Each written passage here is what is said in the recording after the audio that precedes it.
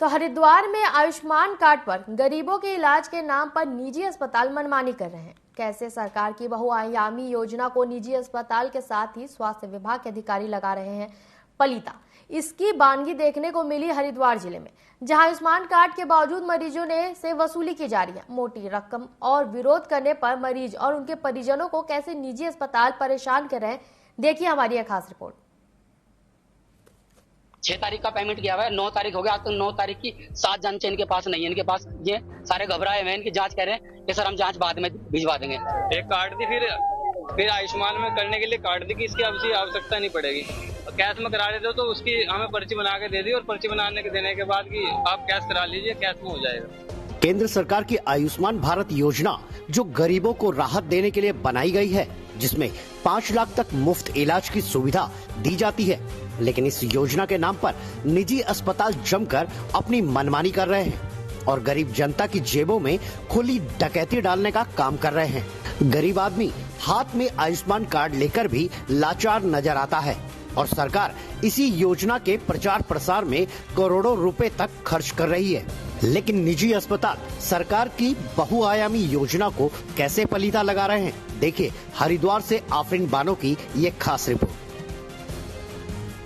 Ayushman card में 5 लाख तक का मुफ्त इलाज करा सकते हैं, जिसमें गरीबों को राहत मिलती है, लेकिन यहाँ तो आयुष्मान कार्ड का फायदा लोग नहीं बल्कि निजी अस्पताल उठा रहे हैं। आपको बता दें, ये मामला बहादुराबाद स्थित जाया मैक्सवेल अस्पताल का है, जहां अस्पताल के बाहर बड़ा सा बोर्ड लगा हुआ है जिसमें लिखा है कि आयुष्मान कार्ड द्वारा मुफ्त इलाज। ये देखकर लोग इलाज कराने तो आते हैं, लेकिन उसके बाद उनके साथ शुरू हो जाता है ठगी का खेल।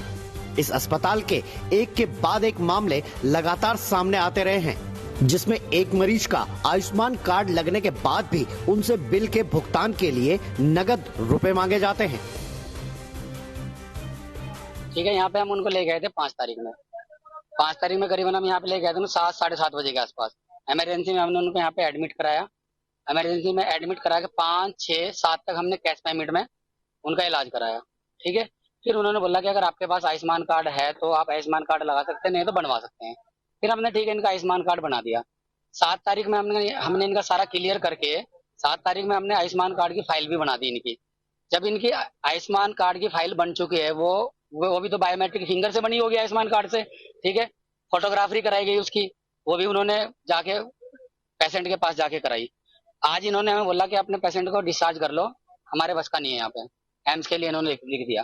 इन्होंने मेरे हाथ में करीबन 56,000 रुपए का बिल थमा दिया, प्लस आज का भी इन्होंने बोला कि आज का भी आपको इसमें पे करना पड़ेगा, करीबन 73,000 रुपए के आसपास।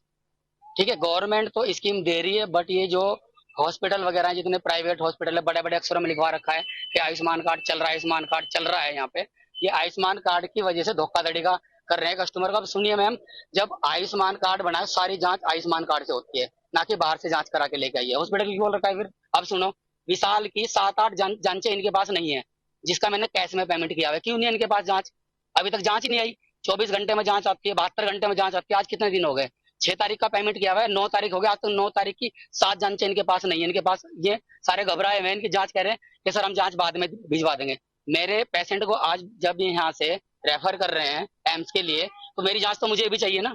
पेमेंट तो मेरे से 1 सेकंड में ले लिया इन्होंने, मेरी जांच क्यों नहीं मुझे प्रोवाइड करा रहे अभी तक? ये इसमें जयमैक्स वाले हॉस्पिटल में हम ट्रीटमेंट कराने के लिए गए कि आयुष्मान कार्ड से मुफ्त इलाज होता है 5 लाख रुपए तक का। हमारी सास जी का जो था आयुष्मान कार्ड बना हुआ था, तो इसलिए हम वहाँ पे आयुष्मान कार्ड के थ्रू वहाँ पे लेके गए। तो अपनी सास को जैसे हम वो हॉस्पिटल में लेके गए, आयुष्मान की फाइल बनवाई हमने। फर्स्ट टाइम तो कैश उन्होंने कुछ जांचे थे जो कैश पेमेंट कराया आयुष्मान फाइल बनने से पहले, लेकिन आयुष्मान की फाइल लगने के बावजूद भी, उसके बावजूद जो रिपोर्ट आयुष्मान में होनी चाहिए वे आयुष्मान में भी रिपोर्ट नहीं हो पाई। उसके बावजूद हमारे से कैश पेमेंट ले गया। कैश पेमेंट लेने के बावजूद जो कि हमारे पास उसके बिल भी है हमारे पास, जो कैश पेमेंट ले गए हमसे। कैश पेमेंट देने के बावजूद भी हमारा जो पेशेंट को, हमने इस चीज के लिए उनसे बातचीत की कि कैश क्यों लिया जा रहा है, जब आयुष्मान में हमारा ट्रीटमेंट आयुष्मान में फाइल लगी हुई है, उसके बावजूद हमारे कैश क्यों लिया जा रहा। तो वे लोग बोले कि ये जो जांचें आई आयुष्मान में नहीं हो पाती, इसमें सीटी स्कैन भी आयुष्मान में होना चाहिए, अल्ट्रासाउंड भी, एक्सरे भी आयुष्मान कार्ड से होने चाहिए, विडाल एमपी भी आयुष्मान कार्ड में होनी क्या चाहिए, होती है आयुष्मान कार्ड में ही सभी जांचें। लेकिन उन्होंने इन जांचों के लिए भी कैश पेमेंट से हमारी जांच की गई।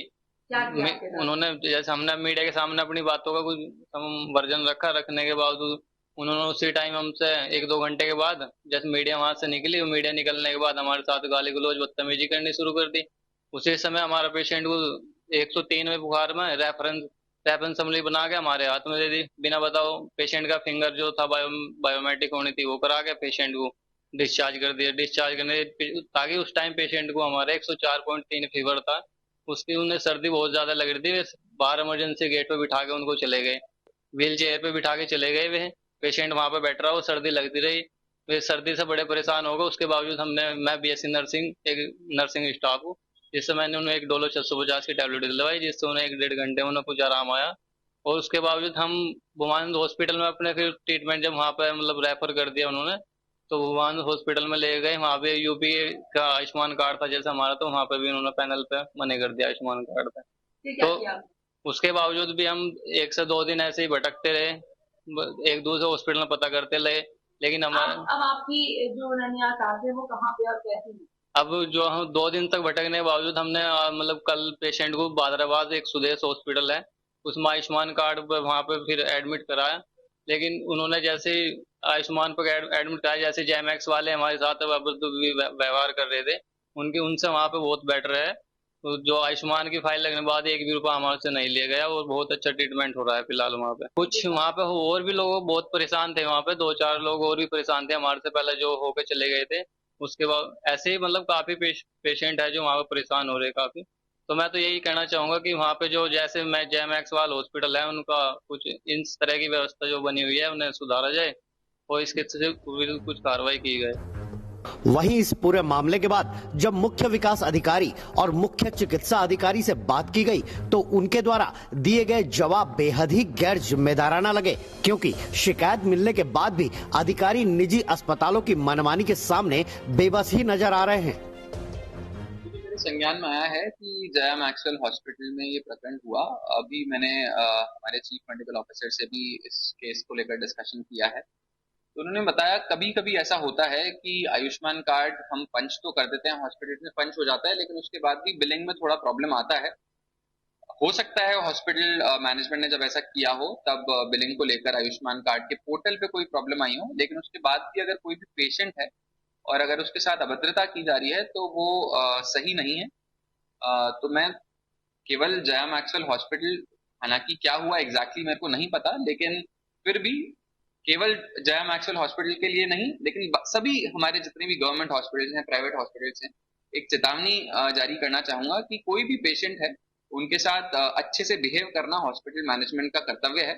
आप जो भी पेशेंट आए उनके साथ अच्छे से व्यवहार करें, किसी के साथ भी बदसलूकी नहीं होनी चाहिए।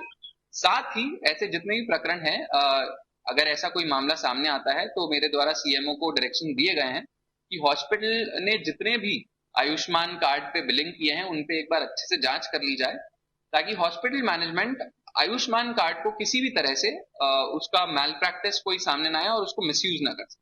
इस वक्त हमारे साथ बातचीत करने के लिए मौजूद हैं मुख्य चिकित्सा अधिकारी मनीष दत्त जी। सबसे पहले मैं आपसे ये जानना चाहती हूँ कि जया मैक्सवेल का जो मामला है वो पूरा प्रकरण आपको पता है, ऐसे में एक के बाद एक कुछ ना कुछ शिकायतें वहां से मिल रही हैं कि आयुष्मान कार्ड लगने के बावजूद भी कैश में पेमेंट कराई जा रही है, लोगों को विवश किया जा रहा है और जब वो शिकायत करते हैं तो उनके साथ अभद्रता की जाती है। तो ऐसे में अब आपकी तरफ से क्या कुछ कार्रवाई होगी सर? नहीं, मेरे संज्ञान में आया है, परसों का इशू है, 2 केसेस की जो मुझे जानकारी मिली थी, तो उसमें मैंने पर्सनली बात करके सॉर्ट आउट भी किया था इशू।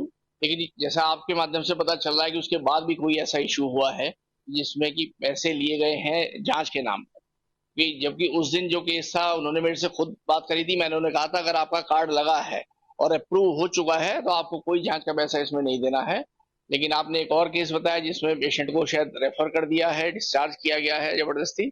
तो इस संबंध में सीडीओ सर से मेरी बात हुई थी, तो हम एक टीम बना करके इनके पिछले 2 महीनों के सारे केसेस कोशिश कर रहे हैं कि इन्हें सब केसेस मिले और हम पर्सनली उन्हें इन्वेस्टिगेट करेंगे। अपने एंड से हमारी टीम देखेगी कि क्या कितने केसेस में ऐसा जो आवश्यक नहीं है वो पैसा बिल के माध्यम से लिया गया है या नहीं लिया गया, और अगर जांच में कुछ पाया जाता है तो डेफिनेटली कार्रवाई हम अपने स्तर से करेंगे। एक चीज और मैं आपसे पूछना चाहती हूँ कि क्या ये लोगों में इस चीज को लेकर कहीं ना कहीं एक भ्रम है कि अगर यूपी का कोई कार्ड बना हुआ है आयुष्मान कार्ड तो क्या वो अदर स्टेट में चलेगा? बिल्कुल चलेगा, यूपी नहीं कहीं का भी हो, अगर पोर्टल पे कोई इशू नहीं है। देखिए कुछ केसेस ऐसे हैं, मेरे परिचित के भी एक दो केस ऐसे हुए हैं जो मुझे दिल्ली तक रेफर करने पड़े थे क्योंकि यूपी का कार्ड था। तो कई बार पोर्टल इश्यूज ऐसे हो जाते हैं कि वो हो सकता है ना चल पाए या डिले हो, जैसे इस केस में भी जो आप फर्स्ट केस बता रहे हो उसमें डिले था, वो हुआ है, उसके बाद प्री ऑथ उसमें हो गया है। तो एक बार ऑथराइजेशन अगर हो जाएगा तो उसके बाद कोई इशू नहीं है, बिल्कुल जैसे नॉर्मल हम लोग का जो आयुष्मान कार्ड उत्तराखंड का चलता है सेम आयुष्मान कार्ड यूपी का भी चलेगा। लेकिन यह है कि पोर्टल पे उसका प्री ऑथ होना जरूरी है। वो लगातार जो लोग हैं, यहाँ के स्थानीय लोग हैं, वो परेशान हैं। लगातार शिकायत मिल रही है जय मैक्सवेल हॉस्पिटल की। उसको लेकर कब तक एक आप कार्रवाई करेंगे और कब तक लोगों को इससे राहत मिल पाएगी सर? नहीं, कोशिश बिल्कुल जल्दी ही हम एक टीम बना के यहाँ भेजेंगे। और कल बल्कि एक जय मैक्सवेल ही नहीं, कई हॉस्पिटल से कई बार मेरे पास ऐसे टेलीफोन भी आते रहते हैं। मैं अपने एंड से जितने सॉर्ट आउट कर सकता हूँ वो करता भी हूँ। लेकिन एक हर बड़ा अस्पताल जो इस तरह के अटल आयुष्मान में जिसमें ज्यादा लोग जा रहे हैं, अप्रोच कर रहे हैं जिन हॉस्पिटल्स में, हम सब हॉस्पिटल्स की ही जांच इसमें लेंगे। पर्टिकुलरली ऑब्वियसली की जय मैक्सवेल को इसमें फोकस करेंगे, लेकिन और हॉस्पिटल्स भी जहां से ज्यादा कदा अगर कोई कंप्लेंट इससे हमारे पास आई भी है उन्हें भी देखते हुए एक थॉरली जांच करेंगे और बिल्कुल एक्शन लेंगे, आप निश्चिंत रहिए। अभी आप सुन रहे थे मुख्य चिकित्सा अधिकारी मनीष जी को, जिनका साफ तौर पर यह कहना है लगातार जितने भी अस्पताल हैं उनकी रडार पर हैं। सिर्फ जया मैक्सवेल ही नहीं बल्कि और भी अस्पताल ऐसे हैं जो कि रडार पे हैं, उनके साथ उन अस्पतालों पर भी कार्रवाई करी जाएगी। और अपने सहयोगी के साथ मैं आफरीन बानो, TV 24 हरिद्वार।